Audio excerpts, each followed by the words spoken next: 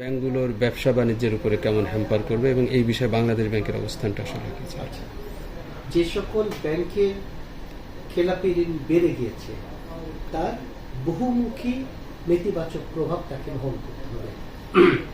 ঋণ আদায় না হওয়ার কারণে লিকুইডিটি ক্রাইসিসে ভুগবে, ঋণ আদায় না হওয়ার কারণে তার মুনাফা অর্জিত হবে না, তার লিকুইডিটি ক্রাইসিস হওয়ার কারণে যেহেতু খেলাপি ঋণের পরিমাণ বেড়ে যাবে এবং বেড়ে গিয়েছেও, যার ফলে তার প্রভিশনের সংরক্ষণের হারও কিন্তু পূর্বের তুলনায় রিকোয়ারমেন্টস পূর্বের তুলনায় বেশি হবে।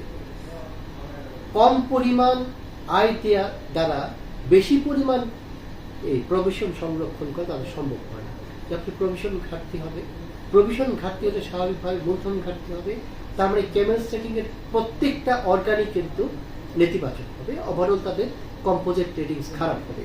আর বাংলাদেশ ব্যাংক কৃষি এসএমই খাতে যে বড় বড় রিফাইন্যান্স প্রজেক্টগুলো আছে সেখানে কিন্তু আবার মানে শর্ত আরোপ আছে যে রেটিং যদি কেমেল সেটিং যদি খারাপ হয় তাদেরকে রিফাইন্যান্স দেওয়া যাবে না।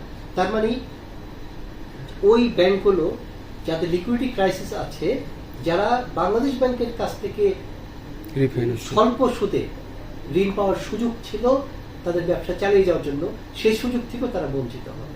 অতএব ব্যাংকগুলো যদি যেভাবে হোক আইনি পদক্ষেপ হোক বা ওই যে মাঠ পর্যায়ে আরো বেশি লোক নিয়োগের মাধ্যমে কন্টিনিউয়াসলি গ্রাহকদের সাথে খেলাপি গ্রাহকদের সাথে যোগাযোগ রক্ষা করে হোক, তাকে তার অ্যাসেট কোয়ালিটি ইমপ্রুভ করতে হবে, খেলাপি ঋণ আদায় করতে হবে। এছাড়া তার স্বাস্থ্যের ব্যাংকের স্বাস্থ্যের উন্নতির কোনো ইন্টারন্যাশনাল বাণিজ্যেও তো ইম্প্যাক্ট পড়বে নাকি? অবশ্যই তার কষ্ট